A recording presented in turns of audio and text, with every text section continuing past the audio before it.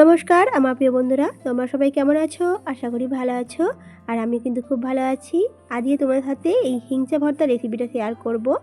আর এই হিংচা ভর্তা আমি কিভাবে করি সেটাই কিন্তু তোমাদের পুরোটাই শেয়ার করব। তোমরা অনেকেই জানো, অনেকে জানো না। তো চলো বন্ধুরা, এই ভর্তাটার রেসিপিটা শেয়ার করব। তার আগে কিছু সবজি তুলে নিই। তো বন্ধুরা, এখানে গাছে দুটো সিম রয়েছে, এই দুটো সিম আমি তুলে নিচ্ছি বন্ধুরা। আর এই গাছটা খুব ছোট, সেই জন্য দুটো সিম হয়েছে, খুব বেশি এখনও সিম হয়নি। ফুলও এসেছে, এখনও হয়নি। তো এই গাছে দুটো সিমও তুলে নিয়েছি। এই সিম দিয়ে এছাড়া আরও কিছু সবজি দিয়ে কিন্তু এই ভর্তা রেসিপি করব।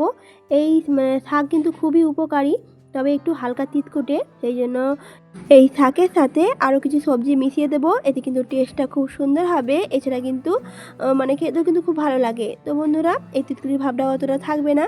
তো বন্ধুরা, এই যে তুলে নিয়েছি, এবার চলো আমরা কী কী নেই সবজিগুলো সেগুলো শেয়ার করে নিই তোমাদের সাথে একবার। তো বন্ধুরা, এখানে রয়েছে আলু নিয়েছি, এছাড়া রয়েছে বেগুন আর শিম। আর দেখো বন্ধুরা, আমি কিন্তু সবজিগুলোকে কেটে নিয়েছি, ধুয়ে নিয়েছি। আর শাকগুলো একটু বড় বড় করে কেটে নিয়েছি। আর এই যে এখানে বেগুন, আলু, এছাড়া শিম, এগুলো কিন্তু ভাতেই দিয়ে দিচ্ছি। আর শাকগুলোকে কিন্তু আমি ভাতে দেবো না, তাহলে ভাতটা পুরোটাই তিতা হয়ে যাবে। তো বন্ধুরা, সেই শাকটা কিন্তু আমি আলাদাভাবে সেদ্ধ করে নেব। সেই জন্য একটা পাত্রে এই শাকটা দিয়ে দিচ্ছি।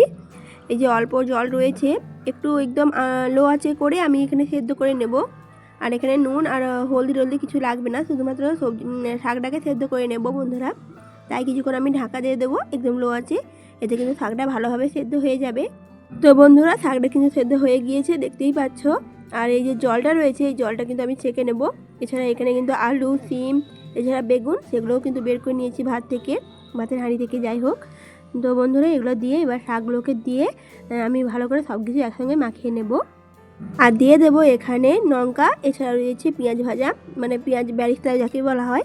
যাই হোক বন্ধুরা, এগুলো দিয়ে এবার ভালো করে একটু সরষের তেল আমি এখানে দিয়ে দেবো, পরিমাণ নুন, এছাড়া একটু সরষের তেল দিয়ে দেবো।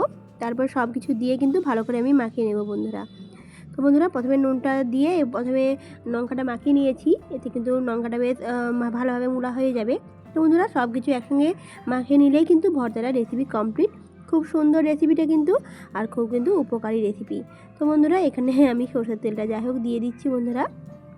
সরষের তেল দিলে একটু টেস্ট হয়, সেই জন্য সরষের তেল দিয়ে একটু মাখিয়ে নেবে, তাহলে কিন্তু খেতেও বেশ ভালো লাগে। এছাড়া এই শাকের যে তিতকুটি ভাবটা থাকে, সেটা কিন্তু অতটাও থাকে না, আর খুব টেস্টি একটা ভর্তা রেসিপি হয়ে যায়। তো বন্ধুরা, আজকে কিন্তু এই ভর্তা রেসিপি তোমাদের সাথে শেয়ার করলাম। কেমন লেগেছে এই ভর্তা রেসিপি তোমরা কিন্তু কমেন্টে জানিও বন্ধুরা। আর যদি ভালো লাগে তাহলে অবশ্যই লাইক আর সাবস্ক্রাইব করে আমার সঙ্গে থেকো। তো বন্ধুরা, আজকের মতো এখানেই, আবার দেখা হবে পরবর্তী একটা ব্লগ ভিডিওতে। ধন্যবাদ ভিডিওটি দেখার জন্য।